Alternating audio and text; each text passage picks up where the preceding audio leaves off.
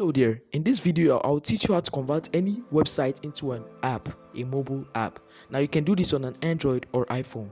So the first you want to do is open your browser or Google Chrome. I highly recommend this for you. So once you open your browser, you want to click these three dots at the top right corner. Now for instance, I'm using ChatGPT, and you might as well save this video so you can watch it and learn it and do it by yourself. So what you want to do is scroll down, and then you see an option called Add to Home Screen. And once you click Add to Home Screen, you can name this app any name of your choice.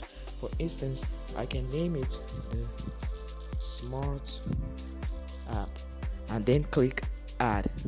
Now once you click Add, you see another option written down over here. To click Add, then you click Add again. Now once you clicked Add, you see if you scroll over here, you see that your app has already been placed on your phone as an app, the website.